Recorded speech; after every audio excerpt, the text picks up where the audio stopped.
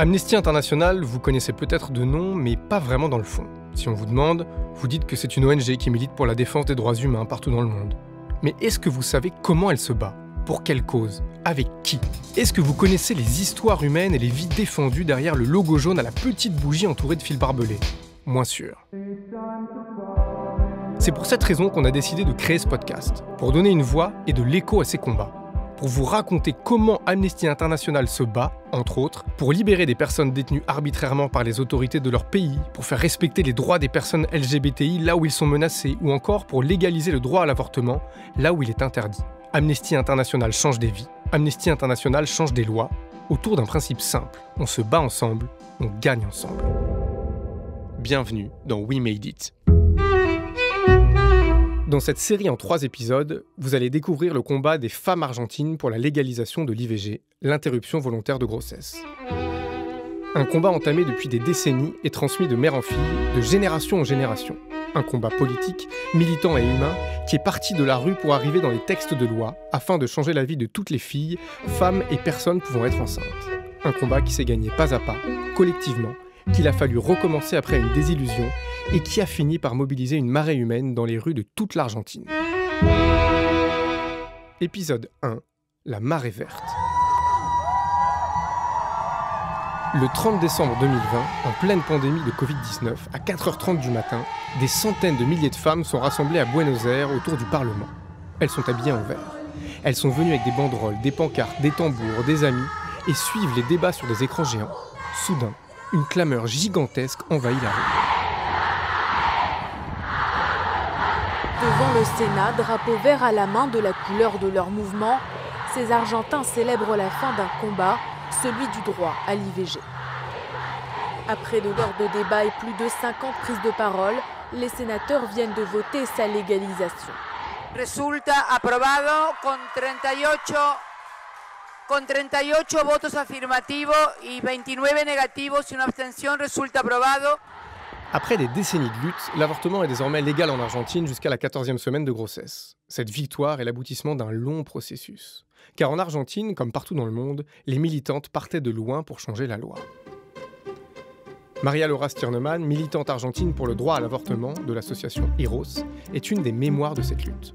En 1921, on avait déjà une loi qui permettait l'avortement des femmes qui avaient été violées.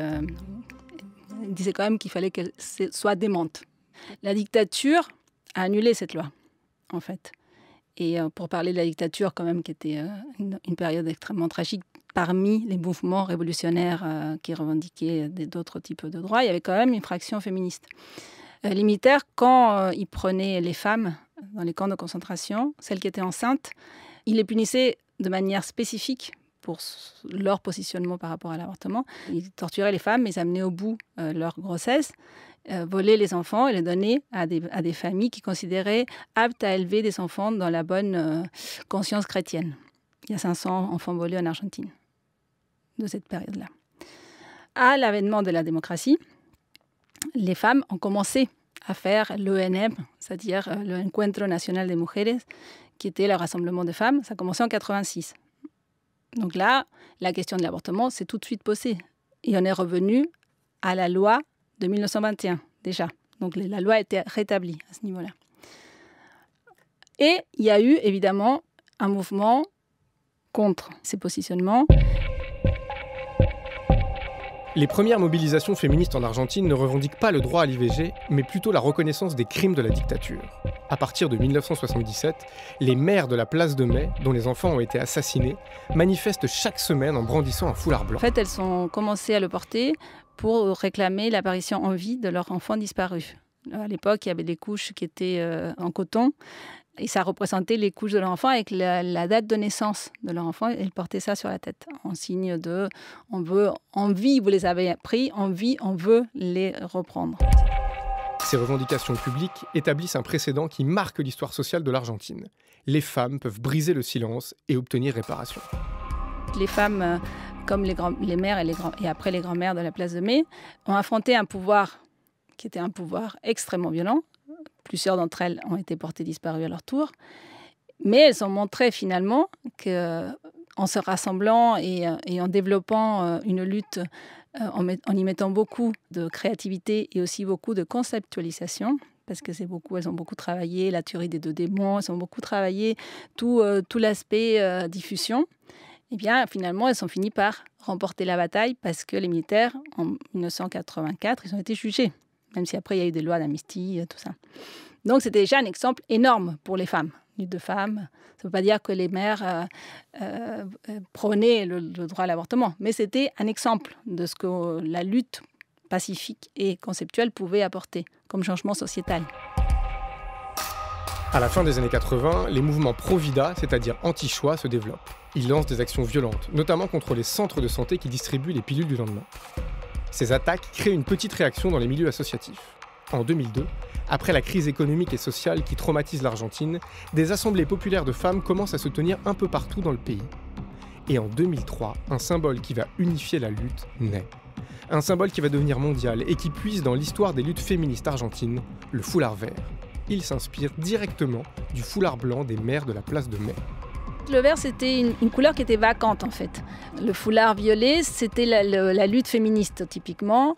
Le foulard orange, c'était plus les catholiques. Le foulard rouge, c'est les communistes. Voilà, le foulard noir, c'était les anarchistes. Et le foulard vert, en 2003, ça a été consensué par les mouvements des féministes et des catholiques qui étaient pour le droit à l'avortement. Donc ça a été consensué. La même année, à Rosario, 10 000 manifestantes s'engagent pour la légalisation de l'avortement lors d'une rencontre nationale des femmes, un rendez-vous qui se tient chaque année dans plusieurs villes du pays depuis 1985. Le sujet s'invite pour la première fois dans le débat médiatique. En 2005, la campagne nationale pour le droit à l'avortement légal, sûr et gratuit est lancée lors de la Journée internationale d'action pour la santé des femmes. La Campagna unifie les démarches d'une centaine d'associations argentines autour d'un slogan. L'éducation sexuelle pour décider, les contraceptifs pour ne pas avorter, l'avortement légal pour ne pas mourir. Amnesty International commence à travailler avec la Campagna autour de 2010 et agit en complément des mobilisations de rue, comme l'explique Paola Garcia Rey, directrice adjointe d'Amnesty International Argentine. Il y avait donc déjà une lutte représentative dans la rue, en fait. Et Amnesty a rajouté à ça beaucoup de stratégies pendant les 10 années d'accompagnement que nous avons fait. En plus des arguments légaux et l'internationalisation du mouvement, on a aussi réfléchi à la génération d'autres actions qui pouvaient être disruptives, qui pouvaient attirer l'attention et qui pouvaient permettre de rentrer dans toute la société avec cette question. Donc, on a suivi bien sûr les mobilisations de rue et on avait donc notre stratégie d'action, c'est-à-dire on a illuminé des monuments publics en vert pour faire écho à cette vague verte qui était dans la rue. On a rempli les rues d'affiches et bien avant, en fait, les templets juridiques. Et on a montré comment, dans les différents pays, il y avait eu des changements, comment ça participait aux droits des femmes et que l'Argentine ne pouvait pas rester derrière, en fait. On a fait ces affiches aussi bien sur la voie publique que dans des lieux qui étaient beaucoup plus conservateurs. Si la Campagna rencontre un écho aussi puissant au cours des années 2010, c'est parce que la réalité des avortements en Argentine est dramatique. Entre 370 000 et 520 000 avortements clandestins sont pratiqués chaque année dans le pays, soit largement plus de 1000 par jour.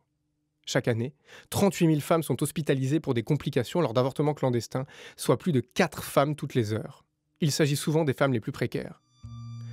Ainsi, la lutte pour le droit à l'avortement est aussi une lutte pour l'égalité. C'est l'idée de justice reproductive défendue par Lola Schulman, chargée de plaidoyer chez Amnesty International. Il y a aussi la notion de justice qui est liée à cela, qui est le fait de se dire que c'est un combat pour la justice et c'est un combat pour l'ensemble des femmes. Donc en fait, c'est le fait de se dire que la justice reproductive, c'est d'avoir la jouissance de ces droits sexuels et reproductifs qui sont liés à la question de justice, donc d'égalité aussi au niveau de l'ensemble de la société. Et donc le fait de dire que les droits sexuels et reproductifs ne concernent pas que les femmes, les filles ou les personnes pouvant être enceintes, mais bien l'ensemble de la société. C'est en connaissance de ces droits et en ayant la possibilité de jouir de ces droits qu'on peut faire des choix. De plus en plus de femmes argentines se mobilisent, surtout à Buenos Aires. Les rencontres nationales des femmes jouent tous les ans un rôle de relais dans les régions moins urbaines. Elles ont été essentielles, ces rencontres, parce que déjà, elles s'étaient organisées à chaque fois dans différentes provinces. Donc c'est vrai qu'à Buenos Aires, c'est l'endroit progressiste, tout va bien. Et puis dans le Nord, on voyait la représentation au Sénat, c'est extrêmement moyenâgeux, les discussions et tout. Donc il y a eu la rencontre de femmes qui s'est à peu près organisée dans tout le territoire. Déjà, ça c'est important. Et elle a commencé à grandir. Au début, elle n'était pas tellement nombreuse. Mais à partir de l'avènement de Ni Una Menos, en 2015, eh bien, il y a eu 300 000 personnes qui ont manifesté. Et ça a énormément amené des gens à l'encuentro, enfin, dans les rencontres de femmes. Et c'était en même temps une lutte qui commençait à se faire au niveau de tous les lycées, par exemple. Le collectif argentin Ni Una Menos, ni une de moins, est à l'origine de l'appel à une grève internationale des femmes, invitée à cesser le travail aujourd'hui en signe d'insoumission collective. Le mouvement a été suivi dans une 50aine de pays, dont la France.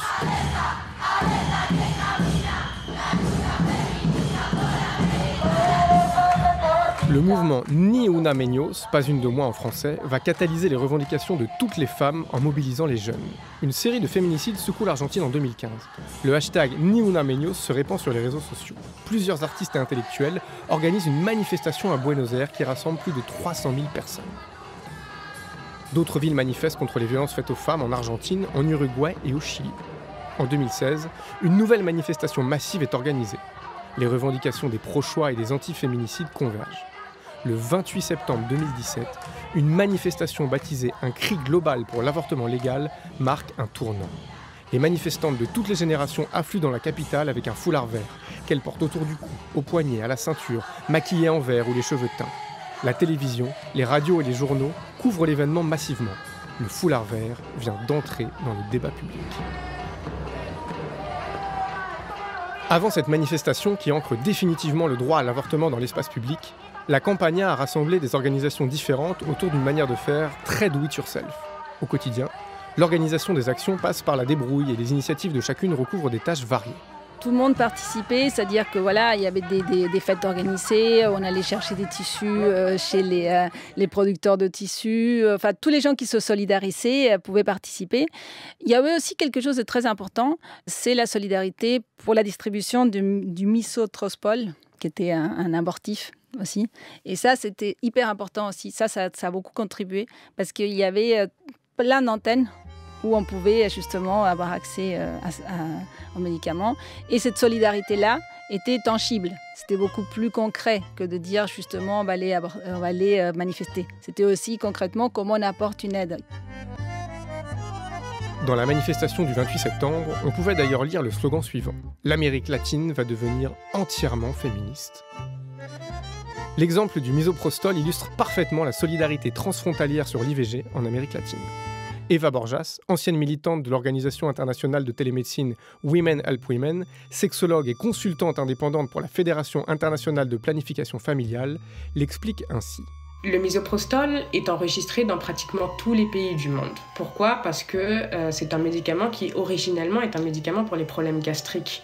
Originellement, le misoprostol n'est pas un médicament abortif. Ce sont des femmes brésiliennes dans les années 90 qui regardaient la notice du misoprostol et elles regardent dans la notice avec des énormes trucs rouges, des attentions, des warnings, en disant surtout, ne pas utiliser ce médicament en cas de grossesse parce que probabilité très forte d'une fausse couche. Et du coup, là, les femmes, elles crient victoire et elles disent « parfait, en fait, quoi, c'est exactement ce qu'il nous faut ». Et c'est les femmes brésiliennes qui ont commencé à utiliser le misoprostol pour avorter. Bien sûr, à ce moment-là, il n'y avait pas encore les protocoles de l'Organisation mondiale de la santé. Du coup, c'était fait de façon désordonnée, ça ne fonctionnait pas forcément très bien, elles le mettaient par la bouche, via vaginale. Et bon, au fur et à mesure, par l'expérience, par la propre expérience, parce que c'est comme ça qu'on apprend, au fur et à mesure, elles ont vu, et bien sûr, après, les centres de recherche sont venus, l'Organisation mondiale de la santé, ils ont mis en place le protocole. Du coup, le misoprostol est enregistré dans pratiquement tous les pays. Et si tu vas dans les pharmacies, il y a le misoprostol. Le problème, c'est qu'on ne te donne pas accès au misoprostol parce que les personnes savent que tu vas vouloir avorter.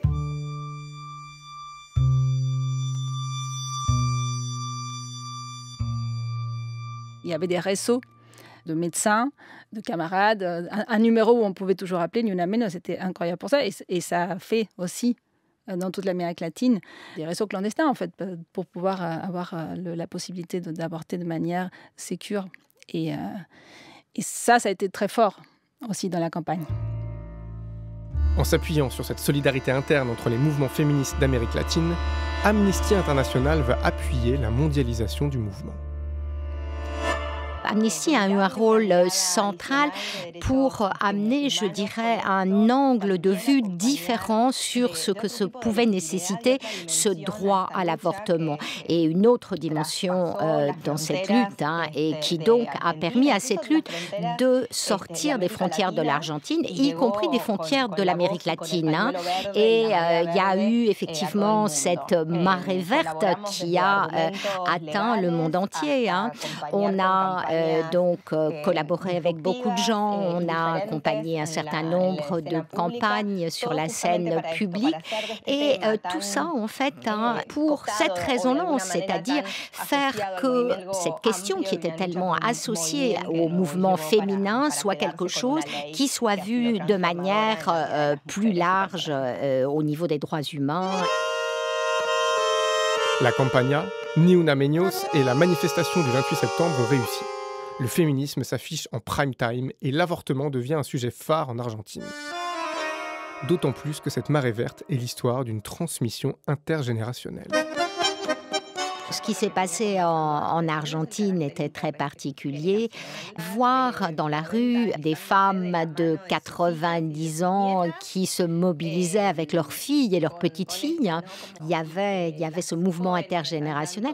Et puis, que les jeunes, en fait, se soient emparés de cette lutte a été sans aucun doute un véritable paradigme et très unique, en fait, de ce mouvement.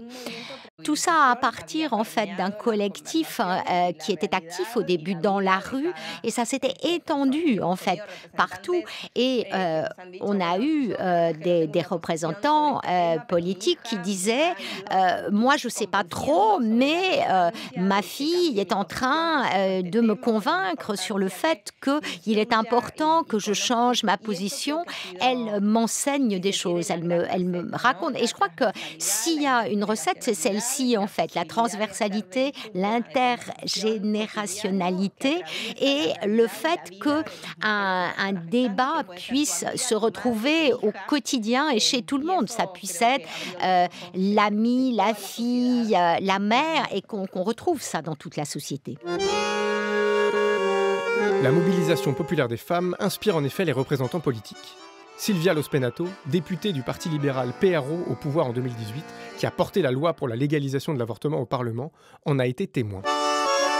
Pendant toutes ces années-là, les mouvements de femmes présentaient au fur et à mesure des projets à la Chambre des députés de la Nation pour pouvoir obtenir une loi de dépénalisation de l'avortement en Argentine. Pendant presque 15 années ininterrompues, on avait présenté à nouveau le projet et à chaque présentation du projet, il y avait de plus en plus de signatures de députés femmes, toujours des femmes, qui demandaient qu'il y ait une sanction de la loi sur l'avortement en Argentine. Et en 2018, lorsqu'on a obtenu plus de 70 signatures pour ce projet, l'ex-président de la nation, Mauricio Macri, a décidé que le Congrès commence à traiter le projet. Donc l'histoire de ce projet, c'est que ça a mis plus d'une décennie, une décennie et demie. Et donc il y a eu des sessions parlementaires jusqu'à ce que finalement le président de la nation autorise le traitement au Congrès. Conscients que le changement de loi est né dans la rue et ne se fera pas sans elle, les députés lancent un processus inédit. Mais on a décidé de faire un processus participatif lors duquel non seulement ça a été transmis sur les réseaux sociaux, diffusé à la télévision, tous les moyens digitaux, etc. Les sessions étaient diffusées et en plus, ils participaient de façon présentielle 700 spécialistes, académiciens universitaires, médecins, organisations de la société civile, des juges, des avocats. Ça a été vraiment une énorme participation. Il y a eu même des philosophes, des artistes, des étudiants, plus de 700 intervenants dans des audiences publiques qui sont devenues très attractives, très attirantes pour la société. Les gens suivaient cela sur Internet ou à la télévision. Et il y avait des répercussions dans les journaux télévisés, il y avait beaucoup d'audience. Et donc, ça a généré un climat de débat public très vaste sur l'avortement. Et durant tout ce processus, s'est généré peu à peu des convocations, des regroupements de femmes, en particulier des jeunes, pour soutenir le projet de loi sur la place du Congrès. Donc ça a été un des processus les plus intéressants de sanction de la loi depuis le retour de la démocratie en Argentine. La rue a influencé la politique au point de fusionner avec elle dans ses revendications et dans sa manière de rédiger la loi. Un mélange des genres qui n'était pas gagné au départ, tant les manifestations féministes dérangeaient sur le fond, mais aussi sur la forme, partout en Amérique latine. C'est littéralement une marée, en fait, et ça crie, ça hurle, ça braille, enfin, c'est la rage, en fait. C'est vraiment... Et même, ça casse, ça bouscule, ça dérange, en fait. Et au même temps que ça fait tout ça, c'est l'autre côté qui est hyper beau, en fait. C'est un mouvement qui est extrêmement créatif, qui est coloré, en fait. Ça danse, ça chante, il y a des slogans, il y a des couleurs. Les nanas sont super jeunes, en fait. On est en train de parler de filles qui ont 12 ans, 14 ans, 16 ans. Bien sûr, il y a des femmes plus âgées, mais moi, j'ai 33 ans, je me sens vieille. Et elles sont remplies de force et d'énergie. Et c'est un mouvement qui est extrêmement créatif. C'est une fête, quoi. C'est une fête rageuse et allègre, furieuse. Ces fêtes allègres et furieuses sont de plus en plus massives en Argentine au cours de l'année 2018. Le 19 février, plusieurs milliers de militantes se massent sur la place du Congrès. Alignées en rang serré, elles brandissent leur foulard en demandant la légalisation. La mobilisation spectaculaire fait une nouvelle fois la une des journaux. Une semaine plus tard, sous la pression populaire, le président Mauricio Macri opère un revirement politique. Lui qui était contre l'avortement des victimes de viol quand il était maire de Buenos Aires, annonce que le projet sera débattu dans l'année. Mieux encore, il affirme qu'il ne donnera aucune consigne de vote aux députés et sénateurs de son parti. Tout d'un coup, cette question avec le foulard vert est devenue quelque chose qui faisait partie du débat public. Et ce foulard vert, ce n'était plus quelque chose à cacher, c'était quelque chose à mettre sur les balcons, à mettre autour du poignet, c'était quelque chose qu'on retrouvait dans plein de mouvements, dans plein de collectifs. Et ça a été effectivement un symbole du mouvement qui a eu à voir avec sa transversalité politique et également son caractère intergénérationnel.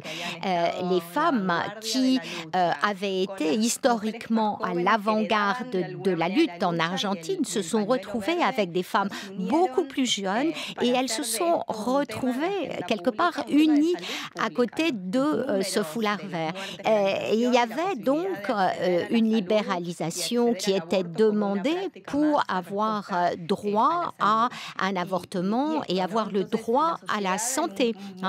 Et la société a reçu cette question avec beaucoup d'ouverture. Les chaînes se sont brisées. Il y a eu un poids énorme qui tout d'un coup s'est retrouvé libéré. On a retrouvé cette question discutée dans les foyers, autour des repas. Et tout ça, ça a bien sûr aidé à ce que dans chaque maison du pays, dans chaque coin du pays, on puisse parler de cette question. Et il est bien évidemment difficile d'associer à ça une seule action, un seul moment qui puisse représenter cet engouement, entre guillemets, populaire. C'est-à-dire que vraiment, il y a eu tout un cheminement. Pendant ce temps, Amnesty International poursuit la mobilisation et contribue à sa médiatisation internationale. Si le foulard vert est devenu l'étendard de la lutte dans tout le pays, à l'échelle mondiale, c'est un autre objet, plus douloureux, qui va symboliser le combat des Argentines pour l'avortement. Amnesty International fait paraître une publicité dans le New York Times. Ça a été cette publication qu'on a fait en fait sur le New York Times avec cette légende où on avait le cintre qui représentait en fait l'image de ces avortements clandestins et dangereux. Ça a permis de montrer le risque qu'il y avait en fait lorsqu'on réalisait des avortements clandestins. Et cette couverture du New York Times est quelque chose qui s'est étendu incroyablement et qui nous a complètement dépassés, puisque ce cintre est devenu quelque part un symbole de la lutte pour la lutte en faveur de l'avortement. Le 14 juin 2018, la loi est enfin examinée par la Chambre des députés. La députée argentine Silvia Lospenato s'en souvient très bien. En réalité, ça a été très difficile pour nous d'avoir l'adoption par la Chambre des députés durant cette fameuse nuit où le projet a été étudié. Il y avait des milliers de femmes dans la rue, des jeunes qui avaient passé toute la nuit devant les portes du Congrès. C'était des groupes entiers de femmes qui attendaient. Une nuit décisive se prépare. À la tribune de la Chambre des députés, Silvia Lospenato s'apprête à prononcer un discours qui restera dans l'histoire. Pour découvrir la suite de cette mobilisation qui a permis de changer la loi et la vie des femmes argentines, rendez-vous dans le prochain épisode de We Made It. We Made It est un podcast d'Amnesty International. Si vous avez aimé ce podcast, n'hésitez pas à vous y abonner et à en parler autour de vous. Vous pouvez aussi nous suivre sur notre compte Instagram Amnesty France et sur tous nos réseaux sociaux. Production Tanguy Bloom et Nicolas Fouché. Réalisation Vanessa Nadjar, avec la participation de Silvia Lospenato, Paola Garcia Rey, Lola Schulman, Eva Borjas et Maria Laura Stiernemann. Générique Enfants sauvages.